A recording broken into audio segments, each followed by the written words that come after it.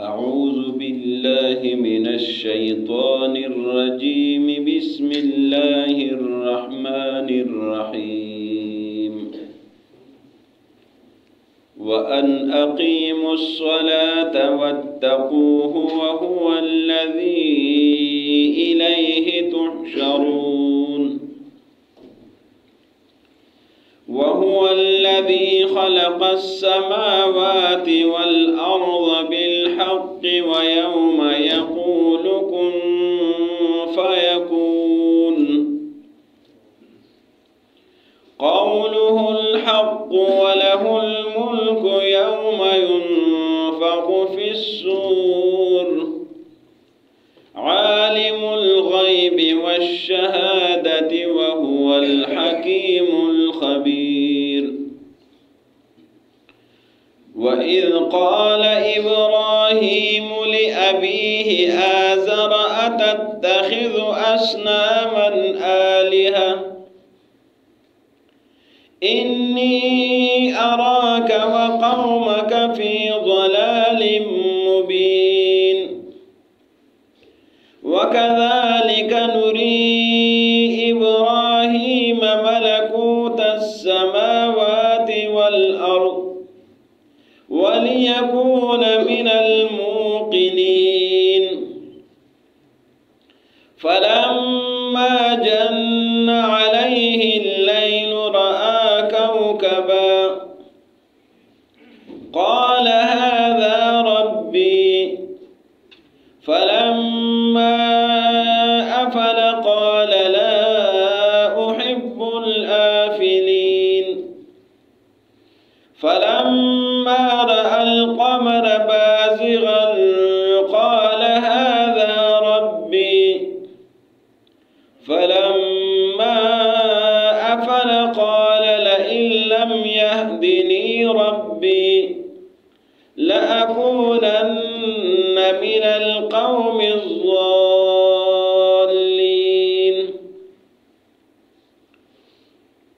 وَأَنْ أَقِيمُوا الصَّلَاةَ وَاتَّقُوهُ، اور یہ کہ تم نماز قائم کرو اور اللہ سے ڈرتے رہو. وَهُوَ الَّذِي، اللہ وہ ہے، إِلَيْهِ تُحْشَرُونَ، جس کی طرف تم سب نے لوٹ کر جانا ہے.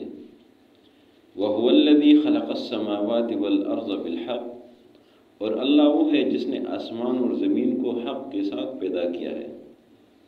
وَيَوْمَ يَقُولُ كُن فَيَكُونُ، اور جس دن اللہ فرمائے گا کن ہو جا، فیکون تو سب کچھ ہو جاتا ہے. قولہ الحق، اللہ کا یہ قول برحق ہے. وَلَهُ الْمُلْکُ، اور اس اللہ کے لیے بادشاہی ہے. یوم ينفخ فی الصور، جس دن سور میں پھونکا جائے گا. عالم الغیب والشہادہ، چھپی ہوئی چیزوں اور سامنے چیزوں کا عالم وہی ہے. وَهُوَ الْحَكِيمُ الْخَبِيرُ، اور وہی اللہ حکمت والا خبردار ہے. وَإِذْ قَالَ إِبْرَاهِيمُ لِأَبِيهِ آزر، اور جب حضرت ابراہیم نے اپنے والد آزر کو کہا أَتَتَّخِذُ أَصْنَامًا آلِهَةً، کیا آپ بتوں کو خدا بناتے ہو. إِنِّي أَرَاكَ وَقَوْمَكَ، میں دیکھ رہا ہوں آپ کو اور آپ کی قوم کو فی ضلال مبین، واضح گمراہی میں. وَكَذَلِكَ، اور اسی طرح نوری ابراہیم، دکھائے ہم نے ابراہیم علیہ السلام کو ملکوت السماوات والارض، آسمان اور زمین کی بادشاہی. وَلِيَكُونَ مِنَ الْمُوقِنِينَ، اور اس لیے کہ وہ یقین کرنے والوں میں سے ہو جائے. فَلَمَّا جَنَّ عَلَيْهِ اللَّيْلُ، بس جب ان پر رات آ گئی، رآ کوكبا، انہوں نے ستاروں کو دیکھا. قال هذا ربی، فرمایا انہوں نے کیا یہ رب میرا رب ہو سکتا ہے. فلما افل، بس جب وہ فنا ہو گیا، قال فرمایا لا احب الافلین، میں فنا ہونے والوں سے محبت نہیں کرتا.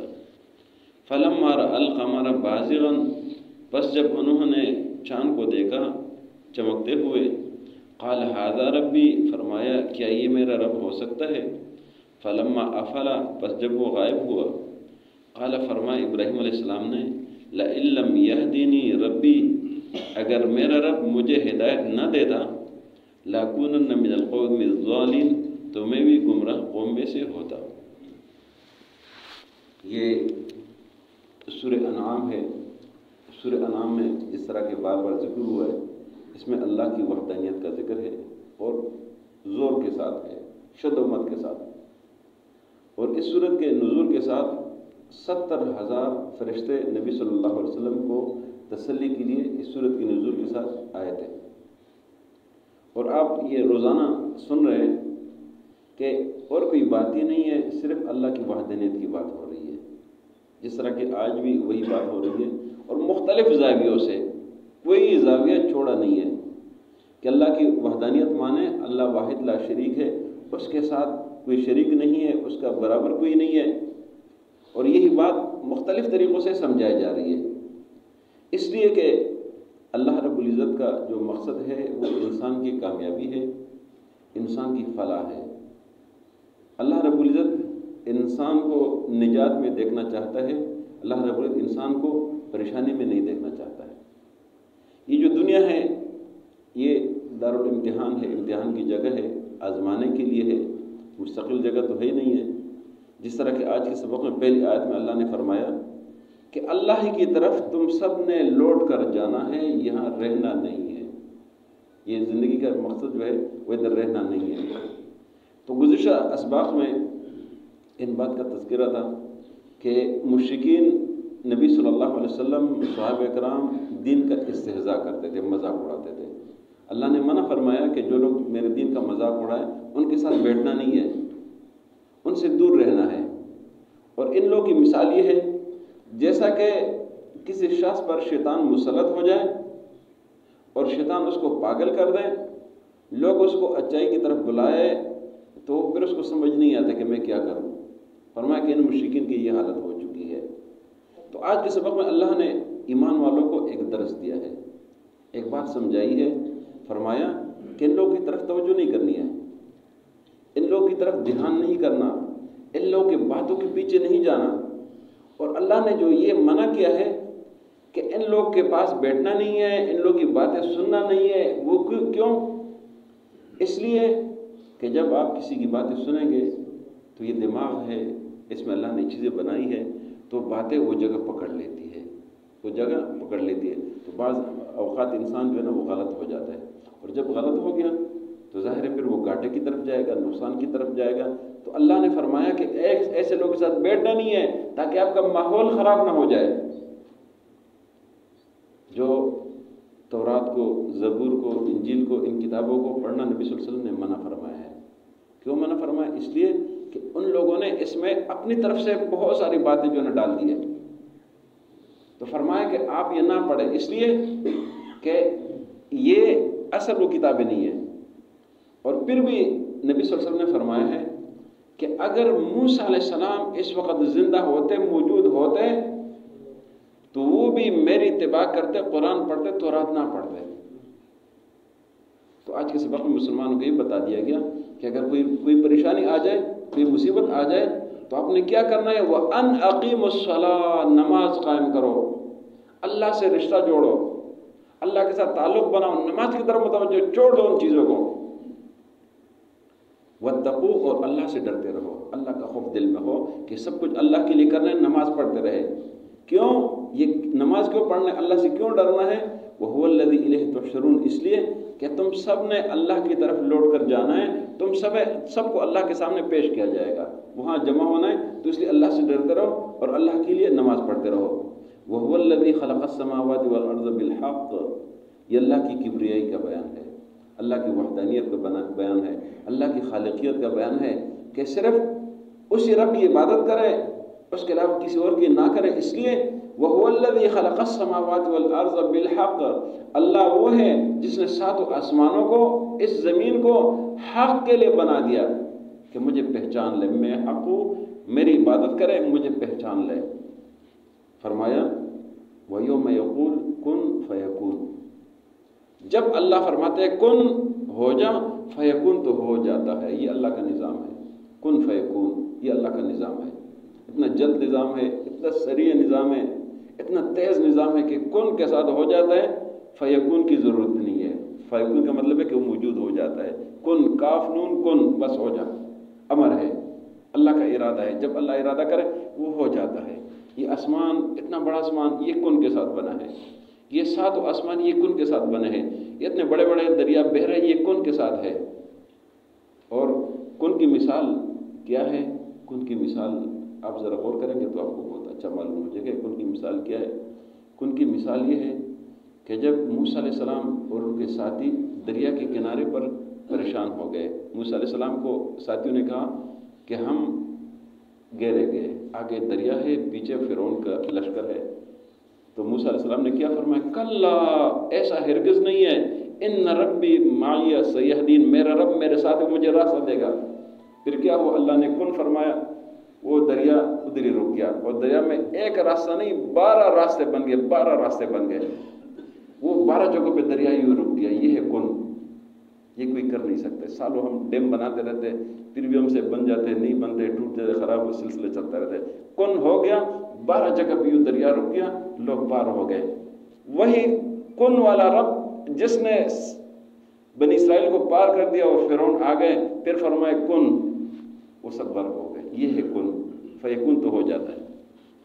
فرمایا قولہ الحق، یہ اللہ کا قول برحق ہے، وَلَهُ الْمُلْكُ، اسی اللہ کے لیے بادشاہی، یہ ساری بادشاہی اسی کی ہے۔ فرمایا یوم ينفخ فی الصور، جس دن پھونکا جائے گا سور میں، اور جب سور میں پھونکا جائے گا تو سب ملیاں میٹ ہو جائے گا۔ اللہ نے تخلیق کی ہے اور اس تخلیق کو یہ سب کچھ ختم کر دے گا۔ یہ آسمان گر جائیں گے، یہ زمین یہ اڑ جائے گا، یہ پہاڑ اڑ جائیں گے، ساری چیزیں ختم ہو جائیں گے، یہ دریا خشک ہو جائیں گے، یہ سارا نظام ادھر ادھر ہو جائے گا۔ فرمایا عالم الغیب والشہادہ، رب وہ ہے جو چھپی ہوئی چیزوں کو بھی جانتا ہے اور سامنے چیزوں کو بھی جانتا ہے، یہ رب ہے۔ فرمایا وہو الحکیم الخبیر، وہی اللہ حکمت والا ہے، وہی خبردار ہے، ساری چیزوں سے وہ خبردار ہے۔ وَإِذْ قَالَ إِبْرَاهِيمُ لِأَبِيهِ آزَرَ تَتَّخِذُ أَصْنَامًا آلِهَةً، یہ ابراہیم علیہ السلام کا واقعہ آج بیان کیا جا رہا ہے۔ کیوں بیان کیا جا رہا ہے؟ اس لیے کہ اس صورت میں بات جو چل رہی ہے توحید اللہ کی وحدانیت، رد شرک کی بات ہو رہی ہے، تو یہ مکے والوں کو سمجھایا جا رہا ہے۔ ابراہیم علیہ السلام کی ایسی حیثیت تھی کہ مکے والے بھی مانتے تھے، یہود بھی مانتے تھے، نصارہ بھی مانتے تھے، صائبین بھی مانتے تھے، سب مانتے تھے۔ اللہ نے فرمایا کہ میرے محبوب آپ کو جو مسئلہ ہم بیان کرنے کے لیے اپنے دیا ہوئے ہیں، یہ وہی مسئلہ ہے جو ابراہیم علیہ السلام نے بیان کیا ہے۔ اور ابراہیم علیہ السلام نے کس انداز سے بیان کیا ہے؟ تو ابراہیم علیہ السلام، اس کے بعد پھر اگلے کافی سارے انبیاء علیہ السلام کا ذکر آئے گا۔ فرمایا وَإِذْ قَالَ إِبْرَاهِيمُ لِأَبِيهِ آزَرَ، جب حضرت ابراہیم علیہ السلام نے فرمایا لِأَبِيهِ اپنے والد کو، والد کون ہے؟ آزرہ، جن کا نام آزر ہے۔ ابراہیم علیہ السلام نے اپنے والد کو کہا، والد کا نام آزر ہے، اور کیا کہا؟ أَتَتَّخِذُ أَصْنَامًا آلِهَةً، کیا آپ بتوں کو اللہ کے علاوہ رب بناتے ہو، ان کو رب مانتے ہو؟ فرمائے انی اراک وقومک فی ضلال مبین، میں آپ کو اور آپ کی قوم کو کلی گمراہی میں دیکھ رہا ہوں۔ سورہ مریم میں آتا ہے وذکر فی الکتاب ابراہیم، اور ادھر تفصیل سے ہے، وہاں پہ بڑے ادب و اداب سے ابراہیم علیہ السلام سمجھا رہے، فرماتے ہیں دلیل کے ساتھ، اے میرے والد، یا ابد، اے میرے والد محترم، لما تعبدو، آپ کیوں عبادت کرتے ہیں، ما لا یسمعو، جو سنتے نہیں ہیں، ولا یبصرو، جو دیکھتے نہیں ہیں، ولا یغنی عنک شیئا، آپ سے کچھ بھی تکلیف دور نہیں کر سکتے۔ پھر فرماتے یا ابت لا تعبد الشیطان، اے میرے والد شیطان کی عبادت مت کرے۔ پھر فرماتے یا ابت انی قد جاءنی من العلم، میرے پاس علم آیا ہے، آپ میری اتباع کریں۔ یہ ساری چیز جب حد ہو گئی، بالکل نہیں مانا، تو پھر فرمائے انی اراک وقومک فی ضلال مبین، میں آپ کو اور آپ کی قوم کو واضح گمراہی میں دے رکھ رہا ہوں کہ اللہ کو چھوڑ کر بتوں کی عبادت کرتے ہو۔ اور بتوں کی عبادت، یہ صنم جس کا آیا ہے، صنم یعنی وہ شکل صورت جس کی عبادت کی جاتی ہے اللہ کو چھوڑ کر، اس کو صنم کہتے ہیں، صنم۔ تو ابراہیم علیہ السلام نے تردید کر دی۔ وَكَذَلِكَ نُرِي إِبْرَاهِيمَ مَلَكُوتَ السَّمَاوَاتِ وَالْأَرْضِ، اللہ نے فرمایا کہ ہم نے ابراہیم علیہ السلام کو ملکوت السماوات والارض، یہ آسمانوں اور زمین کی حکمتیں ہم نے سکھا دی تھی، دکھا دی تھی، اس لیے کہ وہ تنہا شخص تھے، ساری دنیا ان کے مخالف تھی۔ ابراہیم علیہ السلام کو ہم نے یہ ساری چیزیں کیوں دکھائی؟ اس لیے کہ جب بھی ان پر پریشانی آ جائے تاکہ وہ مطمئن رہیں اور لوگوں کے ساتھ صحیح طریقے سے مقابلہ کریں اور اللہ کا پیغام ان تک پہنچائے۔ فرمایا وَلِيَكُونَ مِنَ الْمُوقِنِينَ، اس لیے کہ وہ یقین کرنے والوں میں سے ہو جائے، ان کا یقین پختہ ہو جائے۔ اور سورہ بقرہ میں تیسری بارے میں اس کا ذکر ہوا ہے، ابراہیم علیہ السلام نے اللہ سے دعا کی، اے اللہ مجھے دکھا دے آپ مردوں کو کیسا زندہ کرتے ہیں۔ اللہ نے فرمایا کہ آپ کو یقین نہیں ہے؟ ابراہیم علیہ السلام نے فرمایا اللہ مجھے یقین بے شک ہے، لیکن میں دیکھنا چاہتا ہوں، اپنی آنکھوں سے دیکھنا چاہتا ہوں کہ کس طرح ہوتا ہے۔ اللہ نے فرمایا 4 پرندے پکڑ لیں، ان کو چٹنی بنا دے اور پھر مکس کر کے چاروں پہاڑوں پر رکھ دے، پھر ان کو آواز دے، جس کا گوشت جہاں پر ہے وہ ادھر سے مکس ہو کے آپ کے پاس چاروں پرندے مکمل پہنچ جائیں گے۔ یہ تیسرے پارے کے دوسری رکوع میں ہے۔ تو یہ بات ہو رہی ہے۔ فرمایا فلما جن علیہ اللیل رآ کوکبا، ابراہیم علیہ السلام کی جو قوم تھی، چونکہ مشرک قوم ہے اور یہ ستاروں کی بھی بات کرتے تھے، سورج کی بھی کرتے تھے، چاند کی بھی کرتے تھے، اللہ نے وہ ساری تفصیل بتا دی۔ فرمایا فلما جن علیہ اللیل رآ کوکبا، کہ جب شام کا ٹائم ہو گیا، رات کا ٹائم ہونے والا تھا، تو فرمایا کہ ابراہیم علیہ السلام نے ستارے دیکھا اور لوگ کے سامنے کہنے لگے، لوگ کو مخاطب کر کے کہنے لگے، فرمایا ھذا ربی، کیا یہ میرا رب ہو سکتا ہے؟